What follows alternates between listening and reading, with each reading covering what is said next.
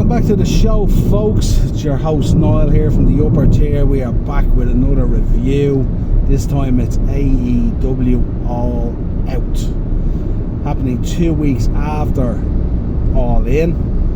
Unbelievable show that they put together in Wembley, 90,000 people, whatever it was. But this one is slightly different because this is 2 weeks later, All Out in Chicago, in the United Center. All the hysteria of going around with CM Punk and the announcement and what happened there and everything else, and it being in Chicago, it cuts close to the bone type of thing and stuff like that. But these shows that AEW are putting on, they're really going to have to go 2 nights on these things, because this is a marathon session. I mean, they literally have everyone off the roster is nearly on these shows, and these shows are so long. Crowd interaction is so important, especially for these AEW shows. You know, there's a host of talent there. You know, you're trying to win over that Chicago crowd with all the Punk stuff that happened.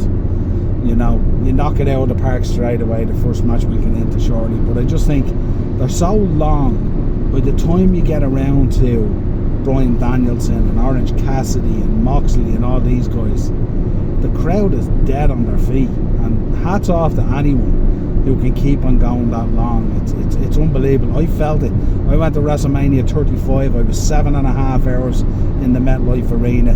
By the time I got the Becky 2 belts, I was banjaxed.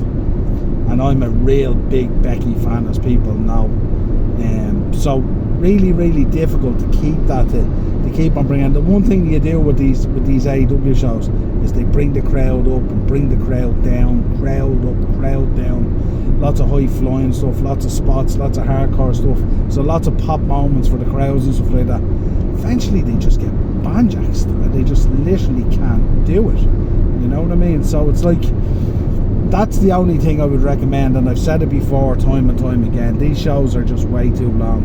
You've got the pre-show or the kickoff show, whatever you want to call it, and then you're into this slog of 10, 11 matches, whatever it was that was on the card. It's just too much, and they should really explore doing 2 nights. I know it might clash maybe a little bit. Payback was on the Saturday with WWE, so obviously that may or may not be an option. But then they need to figure out what dates that they book for it then, and they need to make sure they can do a 2-nighter that doesn't clash. But it's really important that they figure this out. But let's get into the matches anyway. And first of all, we knock it out of the park in ROH Tag Team Championship match. It was MJF and Adam Cole coming out, loved the ring gear on them and all, against members of the Dark Order. It was an interesting one. Silver and Reynolds with Evil Uno. Decent match, back and forward, no issue with that at all. Liked the way the Dark Order, I really like both those boys out of the Dark Order. I like the way they targeted MJ's neck as well, which is really cool, that follow-on storyline from the neck issues after All In. But I think probably in the fan base the 2 boys are more appreciated than they are internally in AEW. I think 2 boys look at the business and stuff like that, and I think they could be pushed a lot better. But the significant thing in this match, of course, was Joe then coming down for his match, and he shoved MJF on the ramp. Now, we've seen this shove before. If you do your homework on WWE, this has happened before. And then MJF obviously being told by Adam Cole, calm down, don't react, and then he goes into the ring, reacts, gets guillotine choked out. But it sets up that rivalry now. Punk is out of the way, Joe is there, sets up that rivalry potentially with MJF against Joe for the AEW Championship. And good to see it as well. So that should be really electric, you know. So Joe comes in then. Obviously MJF and Adam Cole pick up the win. So then we get on to Joe versus Shane Taylor for the ROH TV Championship. This was the beginning of this match, basically. Again, with this match, bang average match, nothing more than you expect from Joe. A decisive win after putting Punk over that All In and stuff like that. Don't know how that all came about and stuff like that. Maybe it was a case of this is how they got Punk into the ring.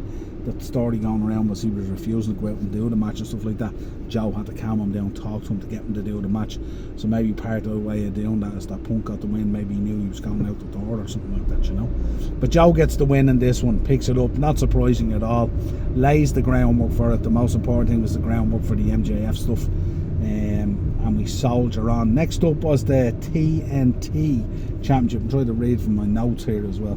TNT Championship. Luchasaurus with Christian. That dynamic between those two was absolutely crazy, is it? Christian going around with the belt like he's the champion. Luchasaurus looks like he's filling in for Christian, who maybe has an injury or something like that, and Christian is actually the TNT Championship. But they were up against Darby Allin with Nick Wayne. No sign of Sting on the night and stuff like that. So this match I thought was a really good match. Interesting dynamic between the two. Darby Allin is just insane, the stuff that he does. It's just, how do you tell this guy to tone down and stuff like that? I just do not know how you get it across him and stuff like that. He's just crazy in the stuff that he does. Luchasaurus being the much bigger guy and stuff like that. You have that kind of David and Goliath kind of scenario there and stuff, as you tend to do with Darby Allin and stuff like that. But I thought there was elements in this match where I felt that Darby could win the belt, because normally when we look at these sort of David Goliath storylines in wrestling matches, you're kind of thinking, well, Goliath is going to win. Most times he does and stuff like that. We've seen it in the past with Batista, Mysterio and various sort of things like that. But in this match it was interesting, the way the boys worked as well. It gave me a feeling that Darby Allin, it convinced me that maybe he could pick up the win, could win the belt and stuff like that. Ultimately he didn't. Luchasaurus won out. But what it did was it allowed the ending of the match. It allowed to allow us to think that Darby could come back again and eventually maybe get the belt at a later date and stuff like that, which is always a good thing. And as I said, Christian acting like the champion and stuff like that, it's so entertaining and so dynamic from Christian. Really, really cool. Up next we had Miro versus Powerhouse Hobbs. The story is in the name. Both these guys, two absolute monsters against each other. Went in, real good dynamic, nice chemistry between both boys. Big lads, of course, hard hitting and stuff like that.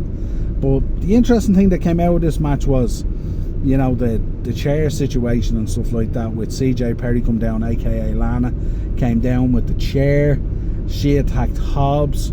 Then Miro got up and had to protect Lana. A couple of chair shots to Hobbs to finish it out.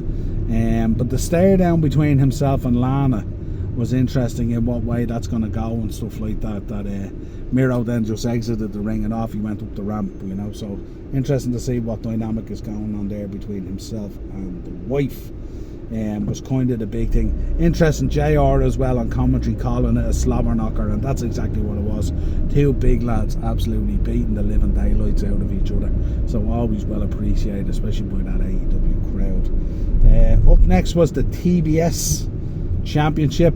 We had Chris Statlander versus Ruby Soho with Saraya, aka Paige. Interesting match insofar as, I mean, we spoke about on Payback as well, Rhea Ripley and Raquel Rodriguez. This was slightly different as well. Ruby is so much smaller than Statlander as well. She's an absolute powerhouse and stuff like that. But the finish to the match led me to believe kind of this falling apart of the Outcasts kind of overshadowed, I should say, the win for Chris Statlander.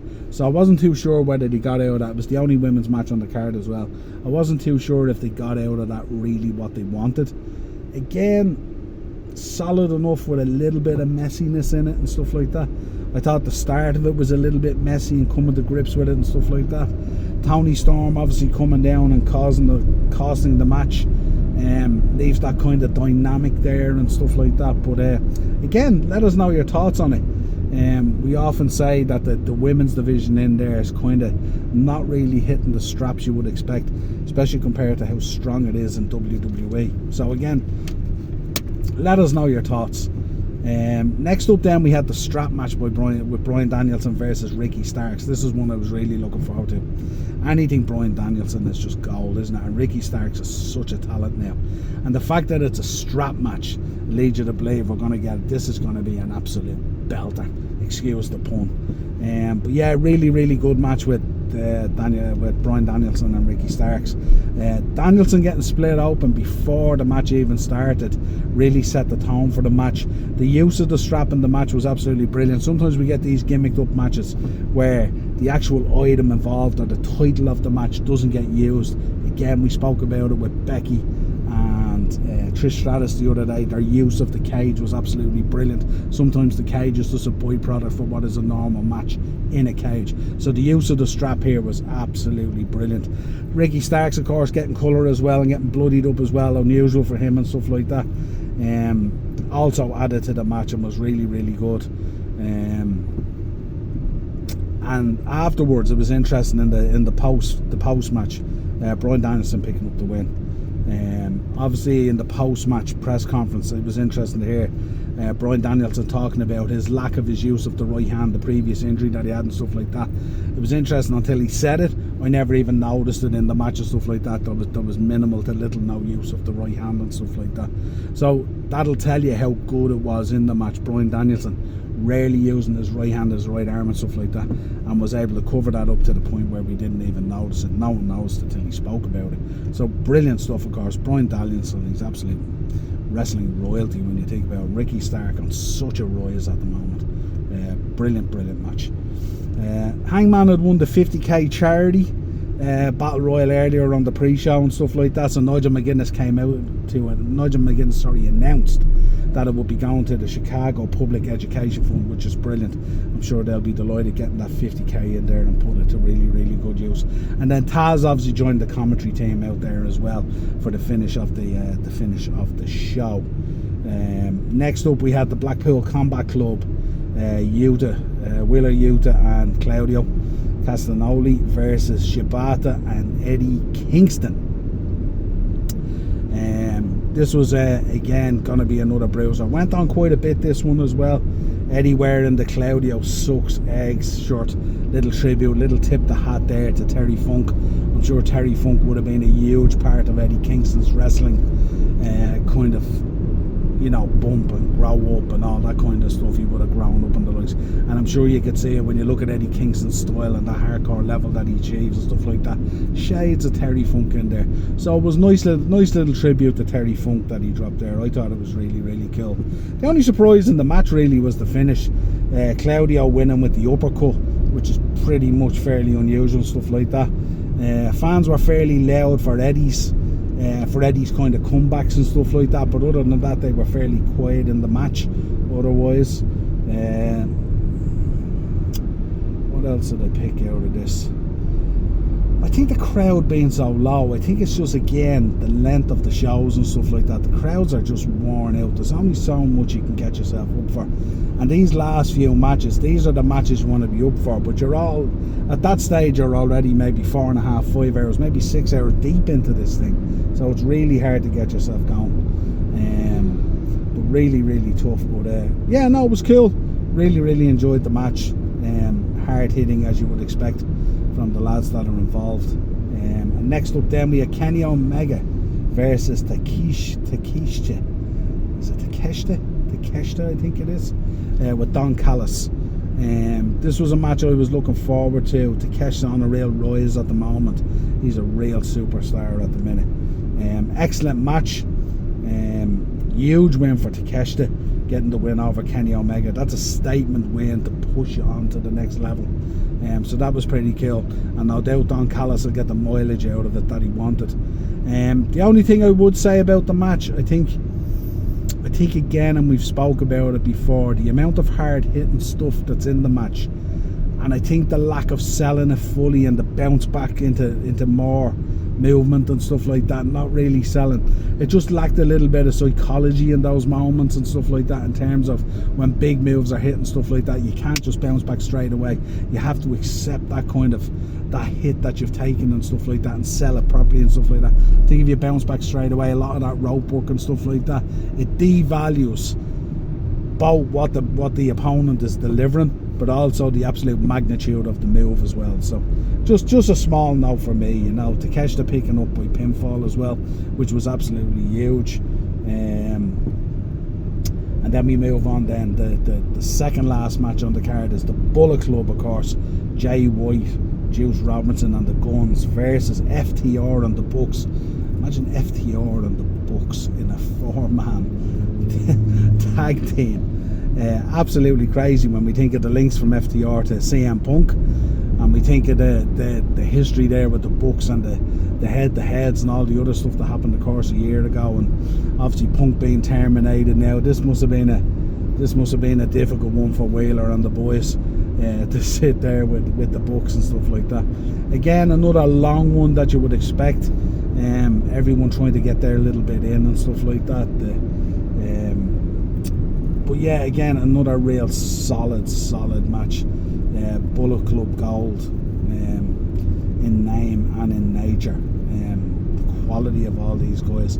Again, the only thing towards the end of the match, it just felt a bit awkward. I wasn't sure who were the legal men in the ring. There was just so much going on and stuff like that. But Colton pins Dax. Colton Gunn pins Dax to pick up the win. Big win for the Bullet Club Gold, especially over that quality of opponent. But when you look at the match as well, there was a lot of chemistry there with the Bullet Club Gold, and there was a lot of laying down the foundation for probably further storylines on between FTR and the Bucks. There was a bit of kind of tension between the two teams, let's say. Didn't seamlessly work as a team, whereas the Bullet Club Gold was on point. And that was kind of the underlining story to this match. Then we get to the main event, the International Championship. Orange Cassidy, who's been on a huge rise and a huge up curve at the moment, versus Jon Moxley. Again, I think Orange Cassidy's doing a lot of really, really good stuff. His profile has greatly raised over the last 6 months to a year and stuff like that. Again, I'm still not into the pocket stuff. I just don't think. I think if he wants to really, move up into that higher echelon, I think he really needs to can that kind of stuff. I know the fans at times like it and stuff like that, but it's not for me. Especially when you're in there against a hard bastard and a hardcore guy like Moxley as well. There needs to be a little bit. You can't really blend that kind of stuff in with that hard hitting stuff that Moxley does. I just don't think it sits from a chemistry point of view in a match. Moxley picking up the win here to become an international champion, that I was a little bit disappointed in. I thought what they might do is they might keep the belt on Orange Cassidy, because I think Orange Cassidy retaining the belt, I think, would have made a bigger deal than Jon Moxley picking up the belt. I don't think Moxley needs the belt, to be honest. It's basically their version of the Intercontinental Championship. I don't know what being international champion and the Intercontinental version of it, I don't know what that means and how it adds to Jon Moxley's stock. I think a big win there for Orange Cassidy over Jon Moxley and retaining the belt would have been much, much bigger in the eyes of the fans and stuff like that. But again, solid match, not too much to complain about. Again, as I said, just that kind of chemistry between the pocket type of stuff versus the Moxley kind of bruising type of hard battling kind of stuff. It kind of like, it doesn't shift the dynamic right for me. So let us know your thoughts. That's it. That's my review of All Out. Really, really long pay-per-view. I don't know how many matches I've just reviewed there. Probably 10, maybe 11. I'm not too sure. Again, for those events where so many are included, a pre-show for an hour or two, whatever it is, and then a show for 4.5 hours, whatever it is. You got to figure out. You got to do a two-nighter, I think, and spread it out a little bit more and stuff like that. And what it does is it probably raises the profile of the matches more, because if you go with a two-nighter, you can have two main events, you can have two shorter kick-off shows, all that kind of stuff. So everything just becomes that little bit more meaningful. If you're pressed, it's either that or you peg back and you don't use as many people on the roster. But they're the choices that you have, and they seem adamant they want to use the roster. So if you want to use the roster, structure it in a different way that it's more meaningful and stuff like that. That's my only question on it. That's the only thing I would say. You've heard what I've thought about the matches. Let us know your thoughts down in the comments, what you thought of the matches. All Out in the bag, and now we're pushing on to the next events. It was always going to be a tough event on the basis of that CM Punk kind of stuff in Chicago and stuff like that. The bottom must have dropped out of AEW when they had to terminate Punk's contract with everything that went on. We will be probably talking about the CM Punk situation as it develops later on in the week. I think I'm due to do a show with Ian or something like that, so we'll let you know when that comes up and all that kind of thing. But again, at the moment, All Out, another solid show on the back back of All In, which was absolutely massive. AEW are doing big things at the moment. Keep an eye, folks, keep an eye. Until next time, folks, subscribe to the channel, hit the bell notification, drop a like on the video, share the content, let me know your thoughts on the matches, let me know your thoughts. Were you worn out by the end of this? I watched it over 2 sections. I didn't watch it all at once. I couldn't take it in.